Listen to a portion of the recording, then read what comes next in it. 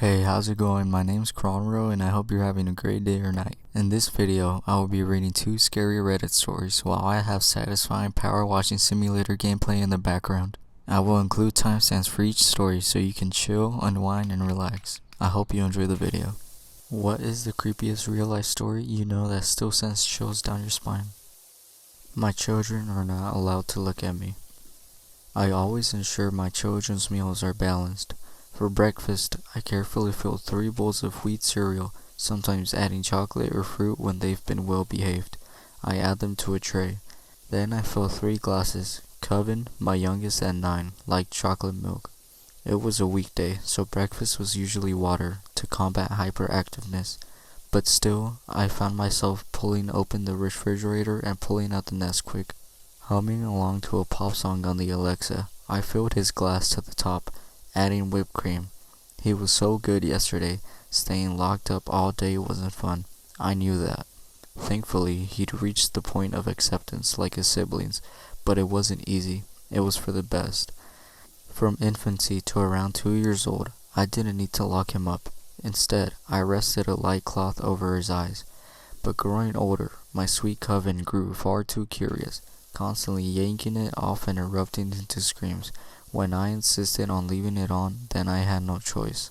On his 5th birthday, I gathered him into my arms, kissed him between the brows, and carried him downstairs to the basement, where my eldest kids had been for their whole lives. Coven kept me for the next 3 years, his screams blood-curdling, crying out for me. I gave them everything to entertain them. Game consoles, the latest handheld devices, books, candy, everything but a phone. Fortnite, thank God, was far too fictional. My children had never been outside, so their knowledge of phones was limited. However, I was forced to remove any devices that even suggested communication with the outside. The other children had grown accustomed to this life. Coven hated it. He hated me. Every time I'd go down to see them, he'd bury his head in his brother's lap, refusing to even look at me. When I tried to go near him, he'd start crying, screaming, trying to bat me away. But that's exactly what I wanted. The tantrums and screaming fits and constant banging on the walls had stopped, just short of a year ago, much longer than my other children, but he had definitely grown quieter. Thank God.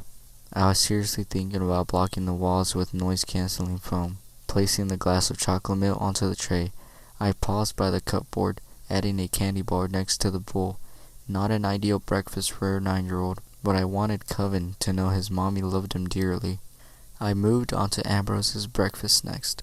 At 14, and the eldest, Ambrose was usually picky, especially with breakfast. Coven was quiet with his hatred for me. Ambrose made sure I knew that he despised me, even if it was little things. Snarky remarks when I was trying to talk to him, and the dreaded teenage eye roll. I was still recovering from him calling me a frickin' monster on his 14th birthday when I presented him with his cake. I shook away the memory. He hated fruit but tolerated raisins, so I made his favorite honey oatmeal, added raisins, and filled a glass of apple juice. Ambrose was scaring me a little.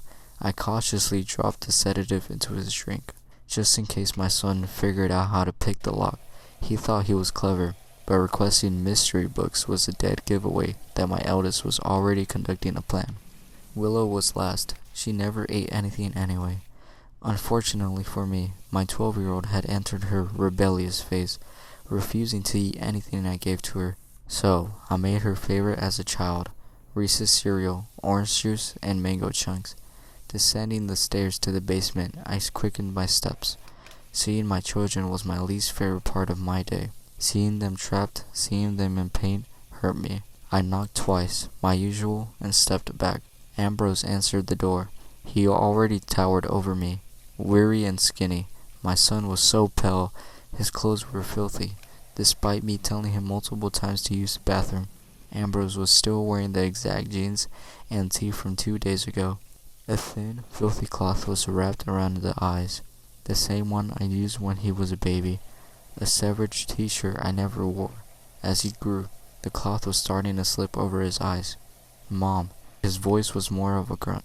He held out his hands for the tray, but I couldn't stop myself. I handed it over before reaching forward. my hands trembling, tightening the cloth over curious eyes peeking beneath the garment. I swept long strands of hair from his forehead. He needed a haircut. "Honey," I spoke firmly, cupping his cheeks. I pretended not to notice him flinch away from me, swallowing down hysteria creeping up my throat. "What did I tell you about peeking?" Ambrose didn't respond, still holding the tray. "Coven needs diapers," he muttered, stepping back to slam the door in my face as usual. Before he could, I stopped him, jamming my foot in the gap. "Coven is 9 years old," I told him firmly. "Bedwetting isn't normal." Ambrose cut me off, his voice razor sharp. He reminded me of his father, a shiver hollowing me out. "Bedwetting is actually completely normal for a kid who spends all day locked in a room." He cocked his head, his tone far more mature than I realized. "You might not know this, Mom, since you spent every moment pretending we don't exist, but I still wake up peeing the bed and have to clean up my sheets and tell the others it's completely normal, so not to embarrass them." He made sure to emphasize on the latter word before snatching the tray and slamming the door in my face. I held my breath for a moment, squeezing my eyes shut. "I love you, sweetheart," I managed to squeak, as usual, my heart hammering through my chest. No response.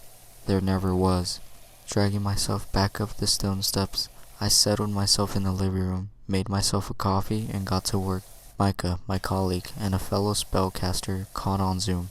"Are you ready?" His voice crackled through the speaker as I carved the incantation into my coffee table. Magic needed no ink, no verbal spells, only movement of the finger. I wasn't born a witch. Like my children, I was born human. I never knew how magic was cast, only that it existed, and so did spellcasters. Humans were forbidden from learning magic, and, like any other curious teenager, of course I wanted to know how magic was used, how it came to be, and how exactly one became a witch. So, my friends and I decided to peek into my neighbor, a well-known spellcaster's house. I remember him gathered around a stone structure, his finger moving and twinning like it was dancing, like he was drawing. I didn't realize our mistake until the spell was cast. Beautiful, breathtaking light flooded the room, and I was left feeling dizzy. Turning to my friend, I remember trying to say, "Are you okay?" But his eyes confused me. Glowing, flickering, fluorescent blue. He slowly moved his hand toward his face, and his fingers ignited, burning, scorching his skin from the bone. The eruption continued, eating through his skin, his bones, until all that was left of him was a scorching pile of ash. "What have you done?" my neighbor shrieked at me, violently shaking me. When my screams violently shook the ground, the reality of spellcasters hit me. Magic wasn't inherited, it was a contagion. Witnessing my neighbor cast a spell had turned me into a witch. My friend, whose body wasn't strong enough, rejected it. Magic appointed its users and destroyed those unworthy. I didn't see myself as a witch. I was a host. "Faye?" Micah's voice snapped me out of it, purple light already engulfing the room as my spell began to take shape. Micah coughed loudly. Faye, is that a kid behind you?" At that moment, everything inside me came apart. I twisted around, bile filling my throat. "Ambrose!" Alright, that was the first story. Now we're on to the second. Every time I stay at my grandma's house, I hear someone walking upstairs. It starts at one side of the room, casually walks to the other, and stops. This will happen maybe twice a night. I didn't start hearing it until I was about 14. That's when my grandparents made me start sleeping in a different room on the first floor because they started sleeping in separate bedrooms. Blah blah blah. Regardless, both of their rooms are also on the first floor. For a little backstory, I have always been afraid of the upstairs at their house. I don't know why, but it's always freaked me out, and I refuse to ever go up there alone. I'm 23 now, I still won't go up alone. There's one room specifically though. It's a long, narrow bedroom. When you open the door, there are closets on your left and right, a bed placed roughly in the middle of the room, and the window on the far side opposite the door. I was told growing up by my grandparents that the sons of the previous owner claimed to see a gorilla come out of the closet at night, dance around the room, and go back into the closet. I thought nothing of this story until I had to start sleeping in the other room, the room located directly below the scary room upstairs.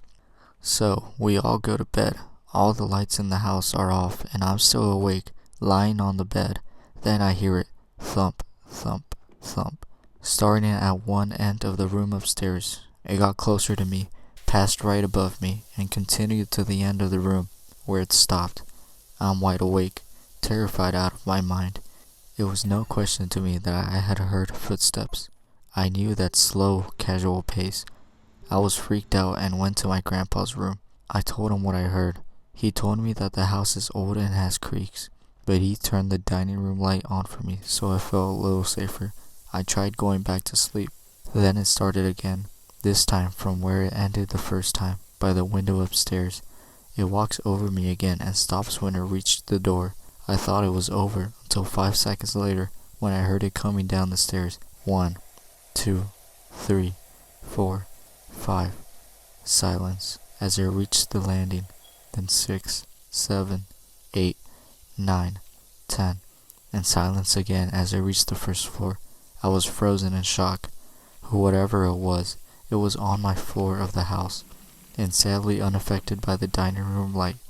I was staring at the doorway to my room.